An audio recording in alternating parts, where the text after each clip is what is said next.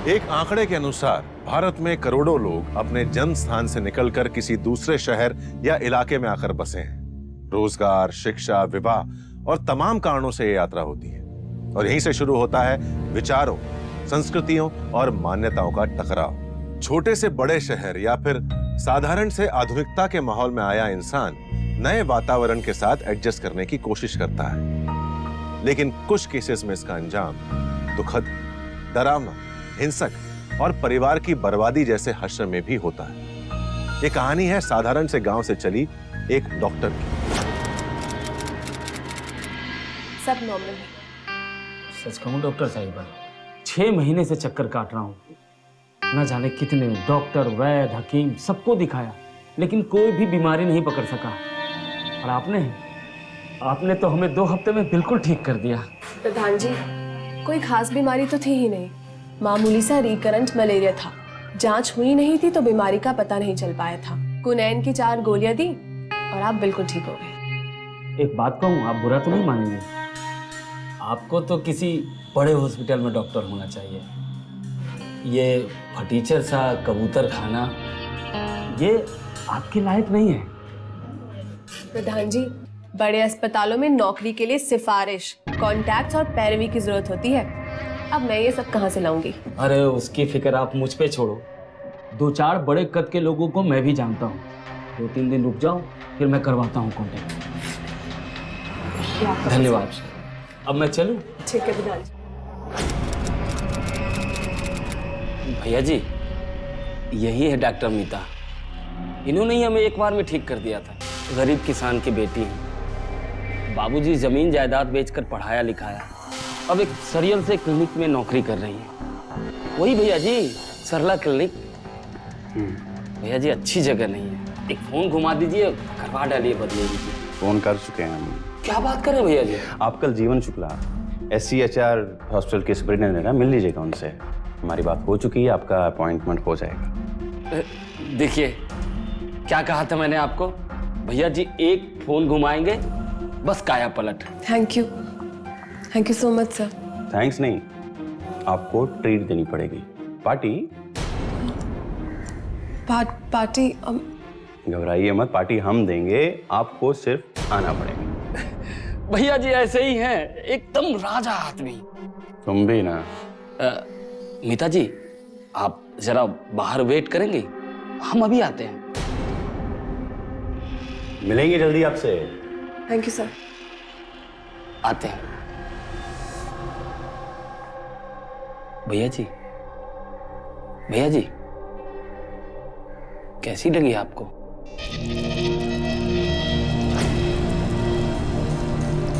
लाजवाब। Good job. मिलते हैं।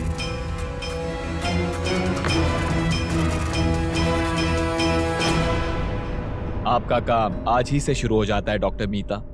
फिलहाल आप जनरल वार्ड देखेंगी, डिपेंडिंग ऑन परफॉर्मेंस आगे देखी जाएगी।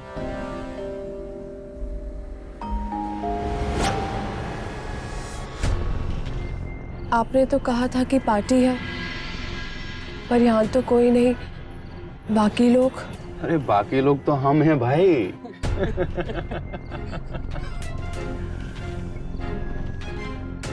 दो भाई, इन्हें भी कुछ दो। क्या लेंगी आप? स्कॉच, रम, बियर? जी नहीं, मैं ड्रिंक नहीं करती। बाप रे बाप, मतलब आज तक आपने कोई पाप नहीं किया। दो भाई, वही दो, मॉकटेल दो।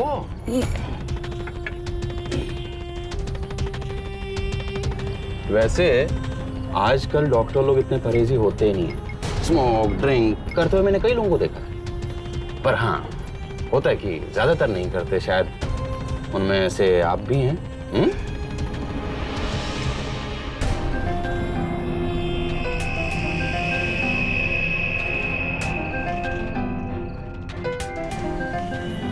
नहीं, मैं शराब नहीं है डॉक्टर साहिबा, ये तो मॉकटेल है।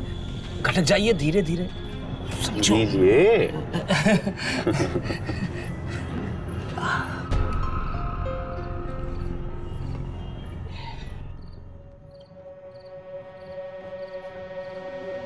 हाँ तो मिता जी, मैं आपसे क्या पूछ रहा था, हाँ तो आपके घर पे कौन कौन है? घर पे मेरे माता पिता हैं, एक छोटा भाई है जिसने 12वीं कक्षा की परीक्षा दी है, और हमारे एक छोटे चाचा भी हैं जो कि हमारे घर पर ही रहते हैं पापा मम्मी के साथ। अच्छा, चाचा जी साथ में रहते, मतलब जॉइंट फैमिली है भाई। Joint family. Very good, very good.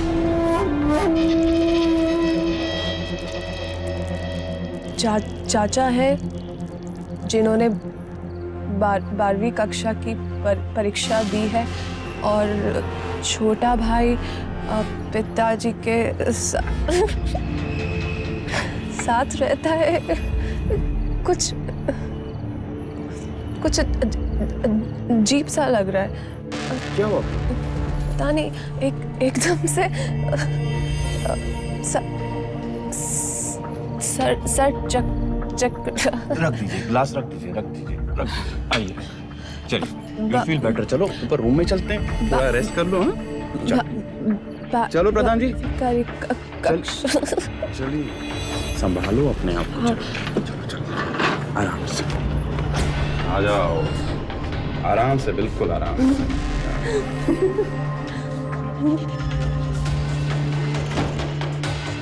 ये किसका रूम है? ये मेरा रूम है। तुम्हारा?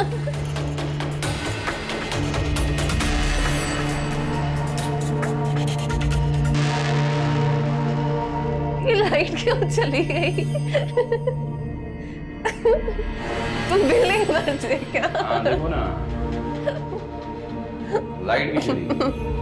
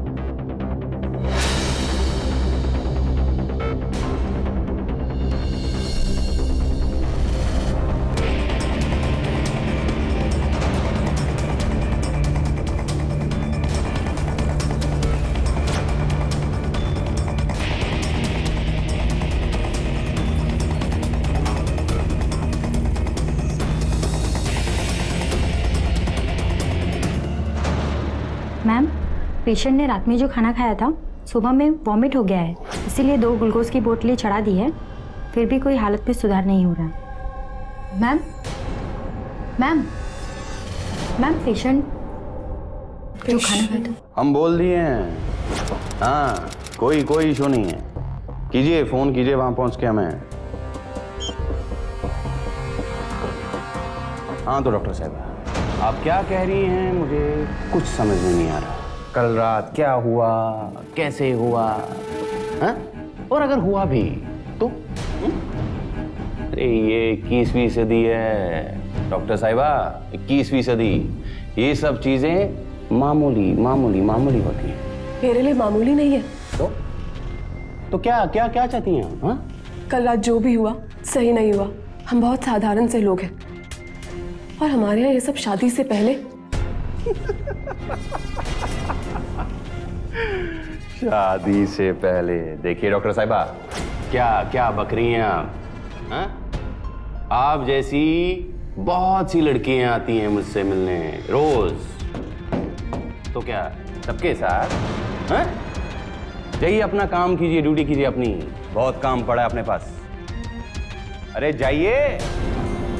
किसी गांव के जटिल या परंपरावादी माहौल में पली बड़ी लड़की के लिए, या किसी भी लड़की के लिए, यह घटना किसी भयानक हादसे से कम नहीं है।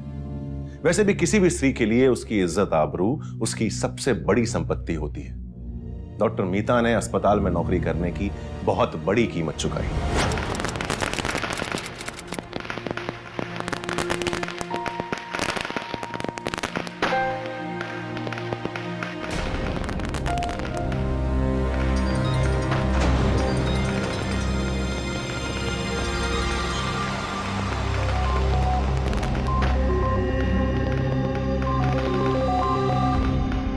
इसे क्या हुआ इस बार? बिल्कुल खामोश है। पता नहीं, जब से आई है बोलती नहीं है, चुप ही है। तुम भी ना, जब देखो चौका चुला। अरे घर में जवान बेटी है, जाओ बात करो उससे। कुछ करने की जरूरत नहीं है, आप लोग उसकी शादी कर दीजिए, सब कुछ ठीक ठाक हो जाएगा। अरे नहीं चाचा, दीदी से शादी के बारे में बात भी मत करना, काटने दौड़ती है वो। पर भाभी, बेटी तुम्हारी साक्षात लक्ष्मी है, पूरा घर निहाल कर दिया। अब बस इसका घर बस जाए, ये अर्ज है भोले बाबा से।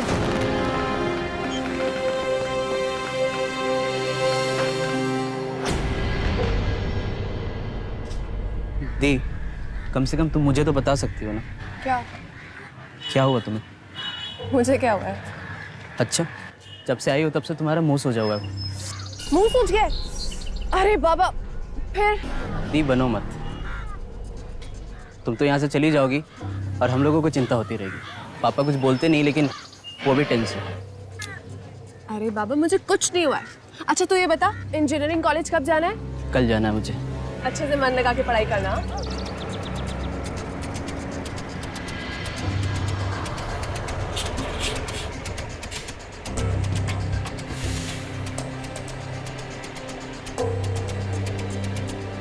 दी, तुम ठीक हो ना? हाँ, और तू ध्यान से रहना, मन लगा के पढ़ाई करना। खुश रह।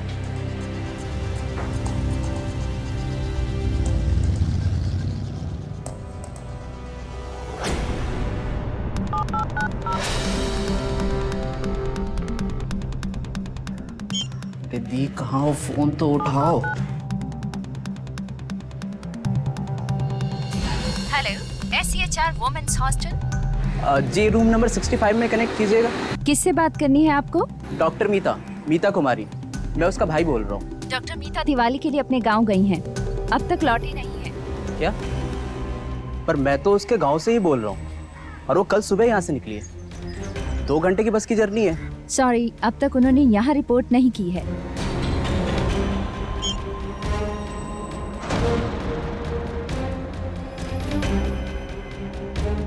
पापा, बुद्धि अभी तक हॉस्टल नहीं पहुंची।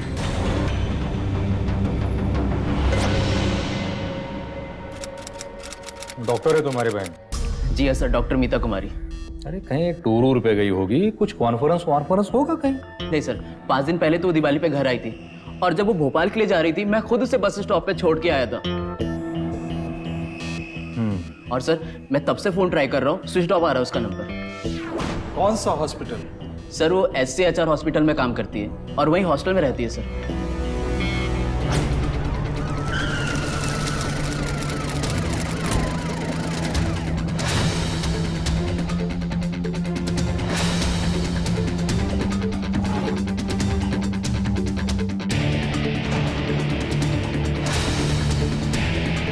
कब से डॉक्टर में था इस रूम में?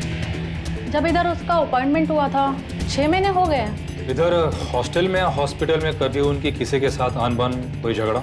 नहीं, इधर तो नहीं, पर क्या? एक आदमी है, प्रधान पाल, वो उसका पुराना पेशेंट था। मीता और उसकी बाद में बहुत अच्छी बन गई थी। अजय प्रधान कहाँ रहता है? सर वो तो नहीं पता, लेकिन वो उसका पुराना पेशेंट था। मीता पहले सरला क्लिनिक में काम करती थी, शाहिद नगर में। वो हम निकाल लेंगे। मेरा सर, इधर अब कुछ नहीं है। सर, मैं भी चलूंगा आपके साथ। नहीं, कोई जरूरत नहीं है, हमें जो भी पता चलेगा हम तुमको बता देंगे। 6 महीने पहले एक पेशेंट आया था, प्रधान पाल। एड्रेस भी है 12-2 शक्ति नगर।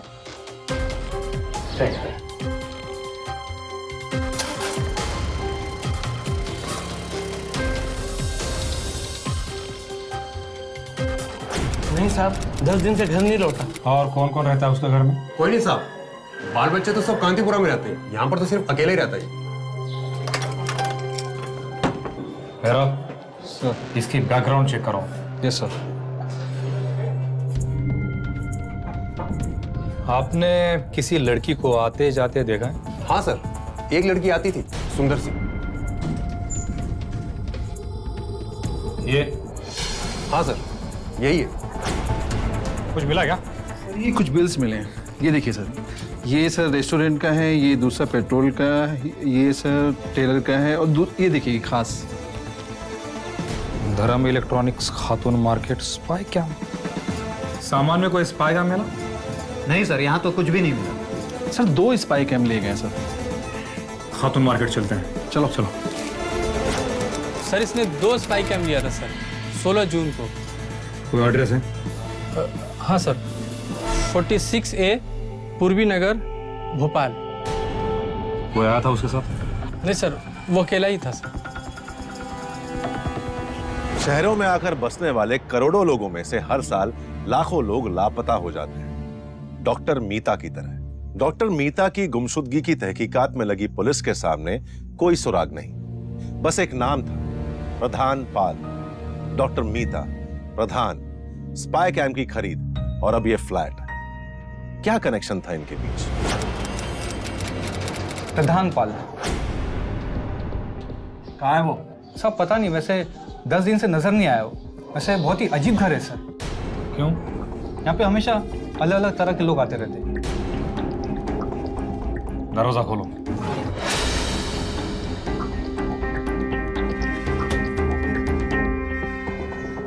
सर इस कमरे में कुछ नहीं है सर। अंदर वाले कमरे में देखते हैं। सर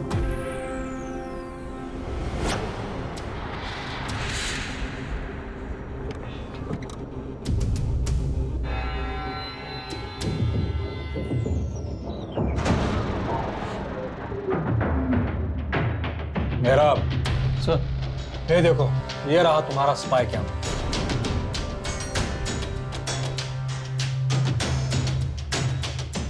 ये देखो सर, ये ब्रांड तो वही है। एक और होना चाहिए। 2 लिए थे ना? हाँ सर, देखते हैं। देखो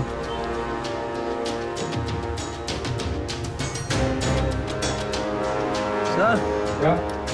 दूसरा यहाँ है सर।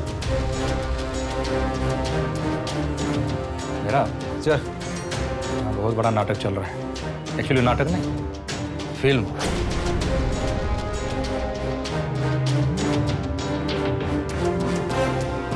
हाँ, इधर कोई लड़की भी आती थी।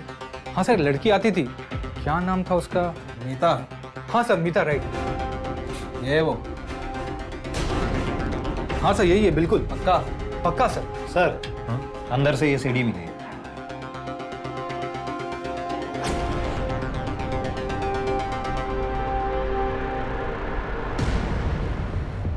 सर ये तो मिनिस्टर है सर, बहुत बड़ा कांड लगता है मेहराब।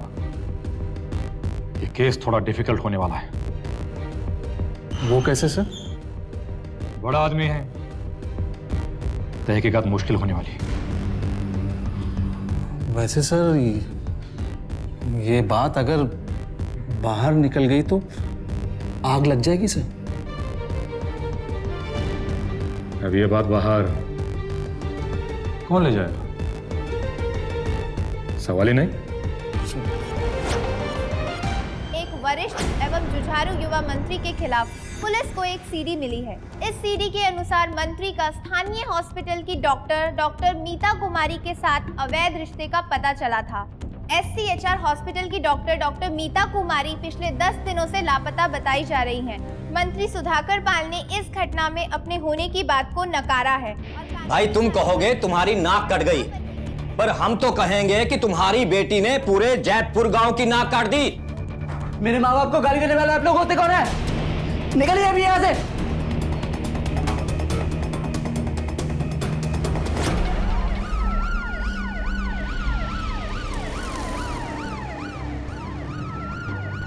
अब बचने का एक ही रास्ता है, प्रेस के सामने सरेंडर कर देता हूँ।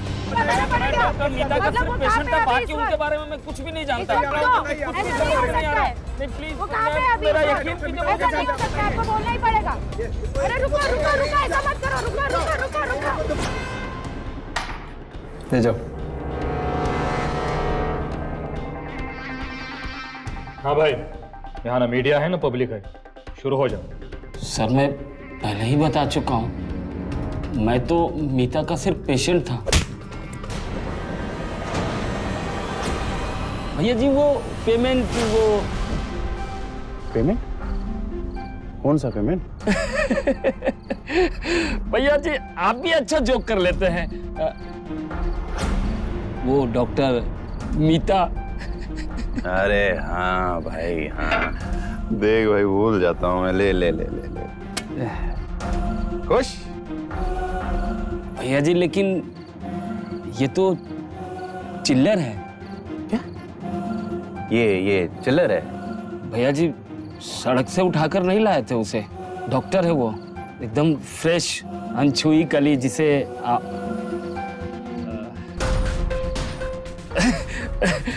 भैया जी मजाक कर रहे हैं आप मुझसे, मजाक कर रहे हैं। इनसे मिलो, ये संध्या है। क्या करती हो तुम संध्या? फाइनेंशियल कंसल्टेंट हूँ। क्या है ये?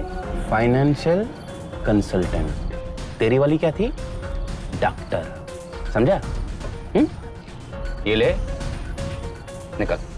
भैया जी मैं चाहता तो किसी और के पास भी ले जा सकता था उसे, लेकिन मैं सिर्फ आपके पास लाया था उसे।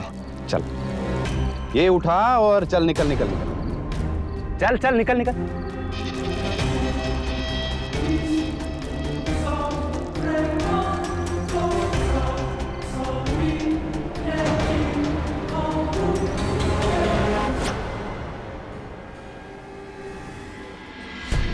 पहले पता होता कि नौकरी की कीमत अपनी इज्जत देकर चुकानी पड़ेगी तो हम वहां जाते ही नहीं। क्या करिए उसकी तो मैं। अब गुस्सा करने से क्या होगा? हम जानते हैं कि आप भी इसमें शामिल हैं।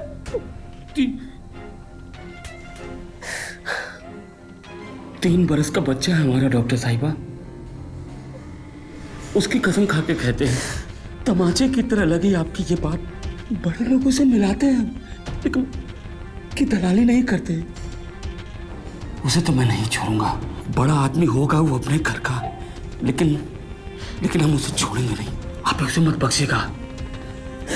मैं गई थी उसके पास, हम गाँव के पढ़े लिखे पर अभी भी अपने संस्कारों में बंधे हुए हैं। कोई इज्जत पर फट्टा लगा जाए तो अरे गए थे हम उससे पूछने कि उसने हमारे साथ ऐसा क्यों किया। हमारा आगे क्या होगा? अब तो आप पिस्तौल का इंतजाम कर दीजिए, या तो हम उसे मार देंगे नहीं तो खुद मर जाएंगे। नहीं, बदला हम लेंगे उससे, लेकिन ऐसे नहीं। अब की बार हम लोग रिकॉर्ड करेंगे। इस बार क्या रिकॉर्ड करेंगे आप? जो हरकतें उसने आपके साथ की उसको रिकॉर्ड करके एक सीडी बनाएंगे बिना उसके जाने, और फिर पुलिस को दिखाएंगे। शर्म नहीं आती आपको ये बोलते हुए? मतलब आप चाहते हैं कि हम उसके साथ ये सब एक बार और करें? मैं जानता हूँ मीता जी, इज्जत त्यागना बहुत मुश्किल है, लेकिन पर यही एक रास्ता है। अगर आप पुलिस के पास भी जाएंगे ना तो वो सबूत मांगेगी। अरे बहुत पहुंच वाला आदमी है वो। बकवास कर रहे हैं आप, निकलिए यहाँ से।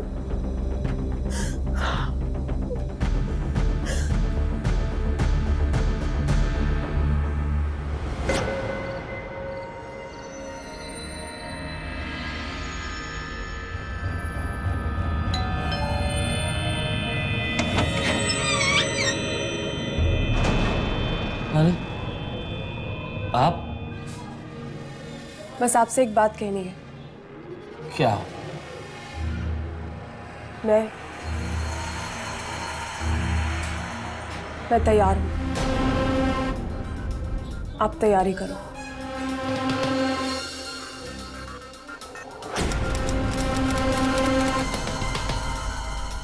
ये लिए सर।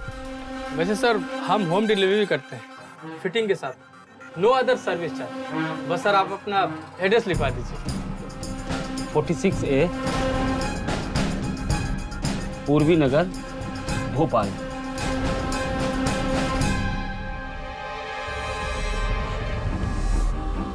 ये लीजिए सर। भाई साहब रहने दीजिए, हम खुद ले जाएंगे। Okay sir. Thank you. Thanks.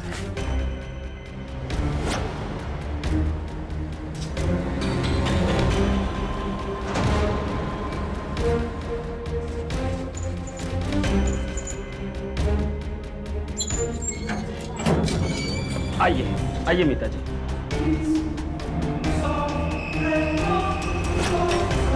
आइए। 25,000 रेंट है इस फ्लैट का, फुल्ली फर्निश्ड है। लेकिन अपना काम तो एक दिन मतलब एक रात का है ना मीता जी? ये तो ड्राइंग रूम है, बेडरूम का है। हाँ, उस तरफ आइए ना, आइए इस तरफ।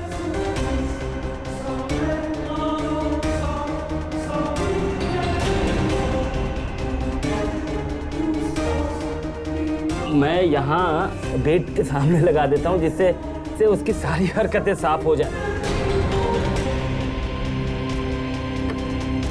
सॉरी मीता जी, ये आपके लिए नहीं है, ये तो राक्षस को सबक सिखाने के लिए है।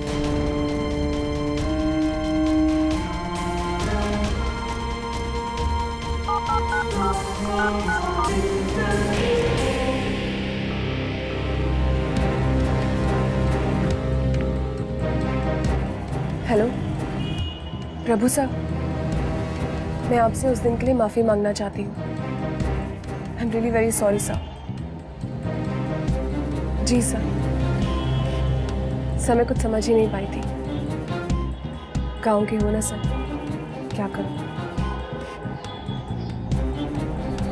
जी सर बिल्कुल मिल सकते हैं। कब सर? कल शाम? हाँ सर। नहीं सर कोई दिक्कत नहीं है। इनफैक्ट प्रधान भाई भी यहाँ पर, और वो तो आपसे माफी भी मांगना चाहते हैं। भैया जी नमस्ते। जी सर, जरूर sir. Thank you, bye.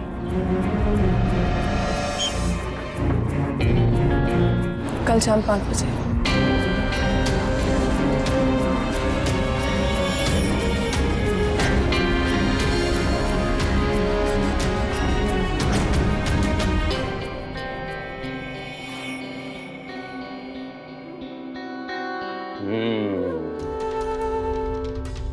Room तो सच में बहुत बढ़िया है मीता जी।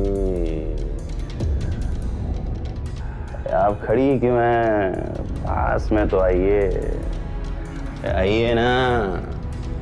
काहे शर्मा रही हैं? आई एम सॉरी, उस दिन मैंने आपको गुस्से में बहुत कुछ बोल दिया था ना। कौन सी बातें लेके आप भी बैठ गई मीता जी? हाँ, पुरानी बातें हैं, भूल जाओ उन बातों को, कुछ नया करते हैं।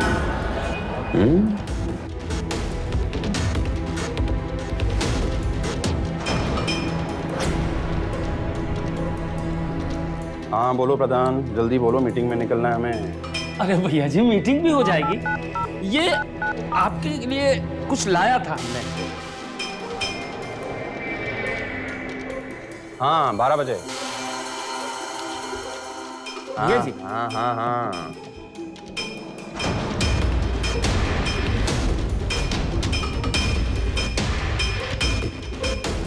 क्या है ये? तो भैया जी ये आप हैं और ये वो डॉक्टर नहीं। अबे वो तो हमें भी दिख रहा है कि ये हम हैं। फिर भी पूछ रहे हैं आप? क्या मजाक है ये? मजाक तो आप करते हैं भैया जी।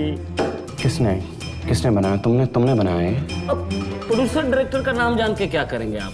बस इतना समझ लीजिए कि एक कॉपी है उसके पास, और दर्जनों और बनाई जा सकती है। काफी लोगों को फायदा हो सकता है इसको हासिल करने में। नहीं प्रधान, इसको यही समेटो इसको।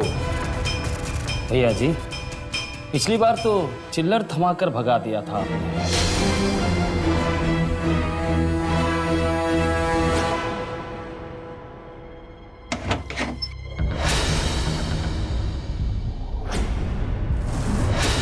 ये क्या है?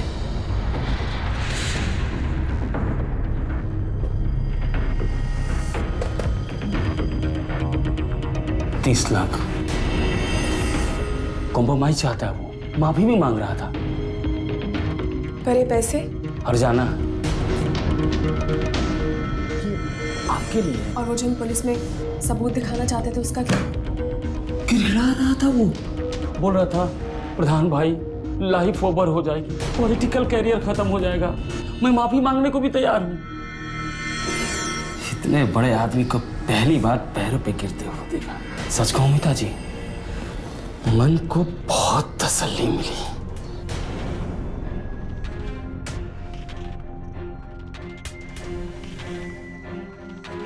अच्छा है, हरजाना दे तो रहा है।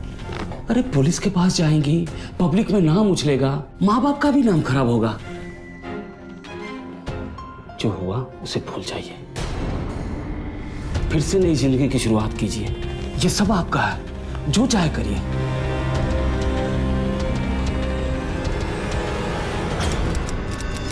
ये सिल्क की साड़ी तेरे लिए। बाबूजी, आपके लिए छोटी सी भेंट। अरे बेटा, इसकी क्या जरूरत थी? बाबा, आपकी बेटी हूँ, इतना तो कर ही सकती हूँ ना। और तू, तेरे लिए 2 शर्ट और जीन्स भी लेकर आई हूँ, निकाल लेना बैग से। चाचा जी, आपको कैसे भूल सकती हूँ? ये घड़ी आपके लिए। अब वो पुरानी वाली उतार कर बाहर फेंक दीजिए। जरूर बेटा, भगवान तुम्हें हमेशा खुश रखे। अरे मीतू, इतना खर्चा कहाँ से किया रे? बाबा, मुझे फेलोशिप मिल गई है। अच्छा उसे छोड़िए, ये बताइए हमारा जमीन का कर्जा कितना है? क्यों बेटा? बाबा बताइए तो सही। बेटा वो तो 10 लाख रुपया है। तो बाबा, उस कर्जे वाले को जल्द से जल्द घर बुलवाइए। इस बार जमीन का कर्जा उतार कर ही जाऊंगी। सच बेटा?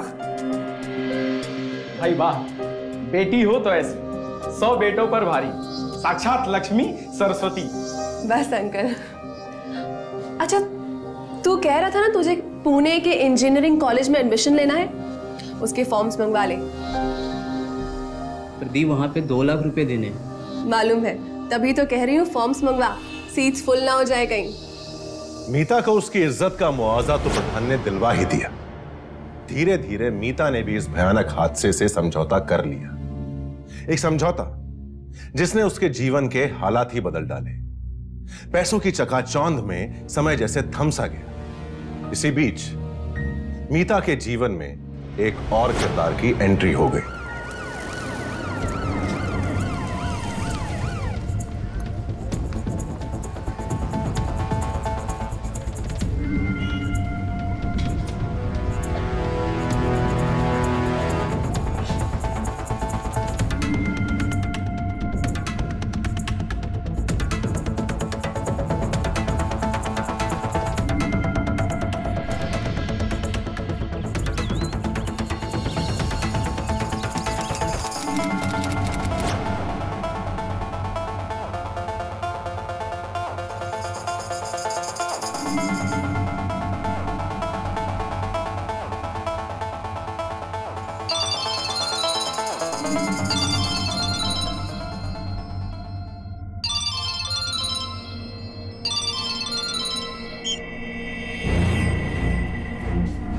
हाँ, मैं आ रहा हूँ, ज़रूरी काम में हूँ। अरे मुझे मालूम है तुम्हारी कज़न की एंगेजमेंट है, गिफ्ट रास्ते से ले लेंगे ना। और नलिन कैसा है? देखो ज़रूरत पड़े तो डॉक्टर प्रकाश को बुला लेना, है ना? अच्छा ठीक है, हाँ मैं आ रहा हूँ, जल्दी आ रहा हूँ। Okay bye. तुम्हारी बीवी का फोन था। हाँ। ये कब तक चलता रहेगा? क्या? सुधाकर, तुमने कहा था कि तुम्हारे और तुम्हारी बीवी के बीच में कोई टेंशन चल रही है और तुम डाइवोर्स भी लेने वाले हो। तो तुमने केस फाइल किया है? नहीं। तुम्हारी बातों से तो लगता नहीं कि कोई टेंशन भी चल रही है। तो मेरे साथ ये ड्रामा क्यों कर रहे हो? Why me? देखो मैं एक मिनिस्टर हूँ, मेरी एक पब्लिक इमेज है। यूं जज्बाती होकर मैं अपने बीवी बच्चों को नहीं छोड़ सकता हूँ। तो मैं क्या करूँ? जब तक चल सकता है चलाओ। कब तक? जब तक चल सके। मतलब तब तक तुम्हारी रखेल बनके। हाँ, मैं आ रहा हूँ ना। हाँ, वो रेड साड़ी अच्छी लगी, पहन लो। बहुत दिनों बाद याद किया आपने। कुछ परेशान लग रही हैं आप।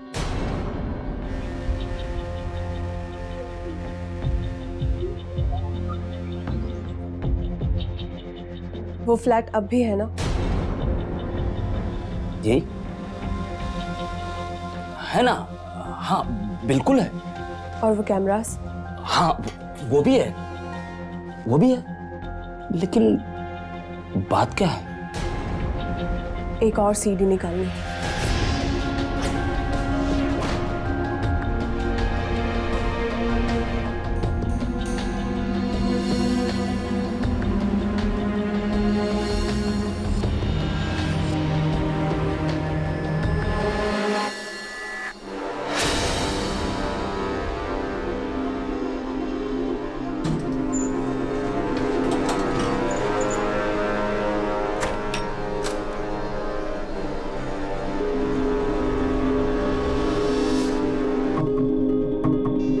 दिया 40 लाख हैं। मैंने 2 हिस्से कर दिए हैं, एक आपका और एक मेरा। इस फ्लैट की क्या कीमत होगी? यही कोई 25 लाख। क्यों? कागज बनवाओ, खरीदो इसे।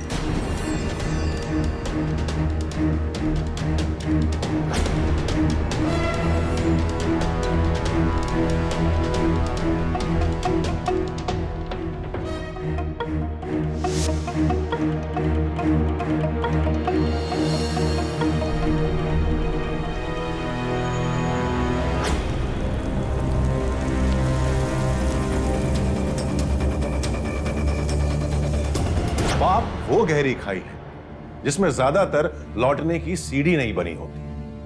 डॉक्टर मीता मासूमियत की हर हद पार कर दुष्कर्म और हैवानियत की राह पर चल पड़ी थी। पैसों ने उसके जमीर को अंधा बना दिया, लेकिन हर बुराई का अंत होता है। क्या होगा मीता का हश्र और वो जो इसके पीछे असली गुनहगार है उनका?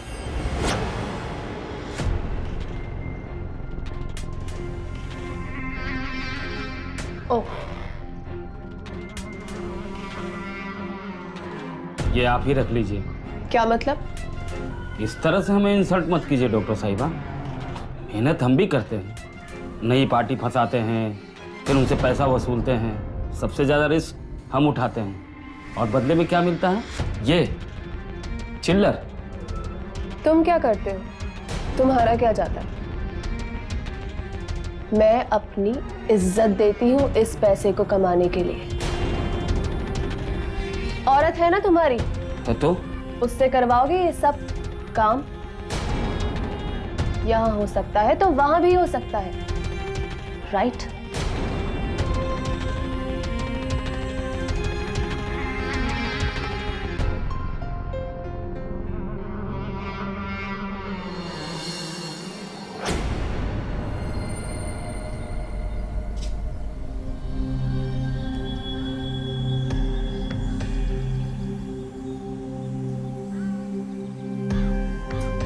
नमस्कार भैया जी।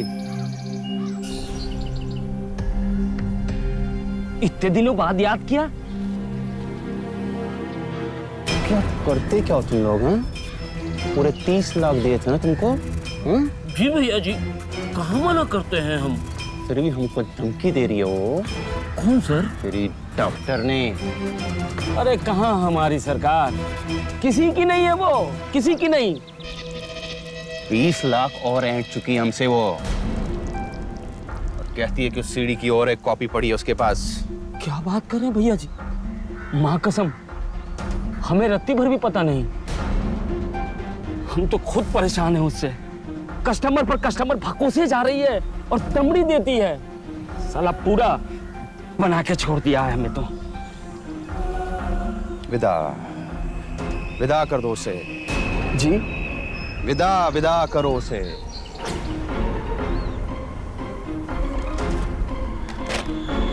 $5 लाख और 5 लाख काम होने के बाद चैन से जीना है हमें। इस लड़की ने नर्क बना के रख दी है जिंदगी हमारी। करते हैं, उसका भी फिल्म पूरा करते हैं सरकार। नमस्ते भैया जी।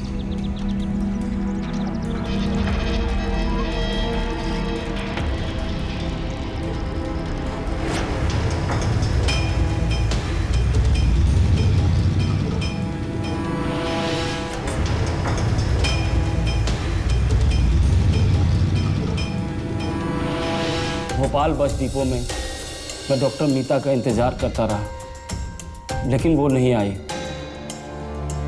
बाद में पता चला वो लापता हो गई। प्रभु बोला चलो अच्छा हुआ, हाथ ना पैर मैला, सब काम अपने आप हो गया।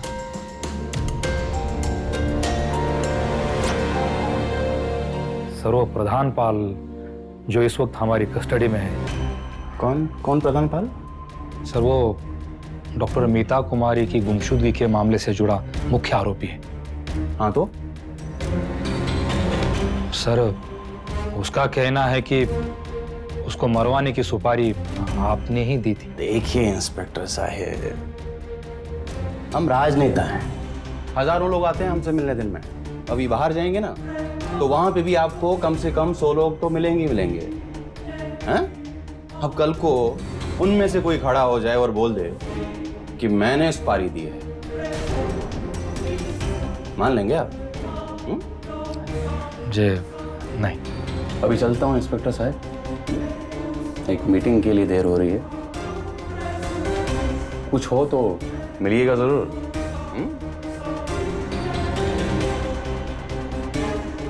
और हाँ, चाय जरूर पी के जाइए।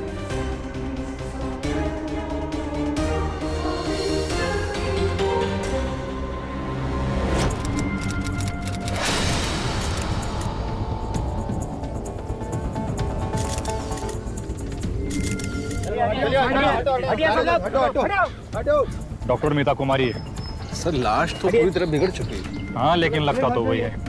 इसका डीएनए सैंपलिंग करो और पहचान के लिए उसके भाई या फैमिली में से किसी को बुलाओ। सर हाँ चलो। सर एक सवाल।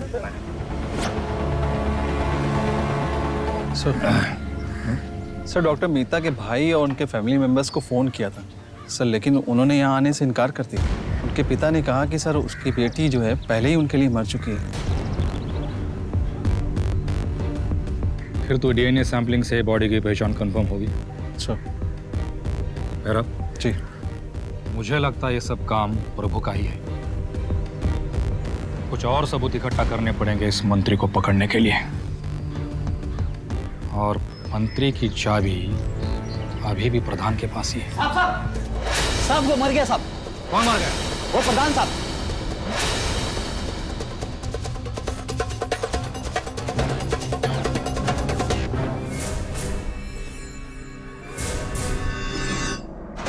इसे मालूम था मेरा, मालूम था इसे। थाने का एग्जिट क्लोज करो। ठीक है साहब। अब तो ये मसला हल होना और भी मुश्किल हो गया है। जो कोई भी इसके पीछे है अब हमारी पहुंच से बहुत दूर हो चुका है। प्रधान की अचानक मौत का राज रहस्य ही बनकर रह गया। सबूतों के अभाव में यह कहना मुश्किल था कि यह हत्या थी या फिर आत्महत्या, लेकिन इससे इस पूरी घटना के पीछे के लोगों की ताकत का अंदाजा लगाया जा सकता था। प्रभु, सुधाकर, शहर के और बड़े लोग जो उस सीडी में मीता के साथ थे, पुलिस उनका बाल भी बाका नहीं कर पाई। वो सभी बेकसूर माने गए। सुधाकर की सीडी के अलावा इनफैक्ट बाकी सभी सीडीज एक एक करके गायब हो गए। क्या असली गुनहगार ये ही थे या फिर कोई और? जो भी हो, असली गुनहगार तो बच निकला, लेकिन कौन था ये गुनहगार? ये सवाल कानून और समाज को बरसों तक उद्वेलित करता रहेगा। इस पूरी वारदात में गलती मीता की भी थी। शहर की चुनौतियां आए दिन हम सभी झेलते हैं, लेकिन शहर हो या गांव, लालच का नतीजा हमेशा घातक ही होता है। वो भी तब जब लालच और हवस की जंग में आपका वास्ता, आपकी टक्कर आपसे भी ज्यादा शातिर और खूंखार दरिंदों से हो। मीता को इस जंग में शिकस्त मिली और वो लापता हो गई। हमारे देश में हर साल पुलिस को 37,000 से अधिक लावारिस या गुमनाम लाशें मिलती हैं। हर लाश के पीछे एक कहानी जुड़ी होती है।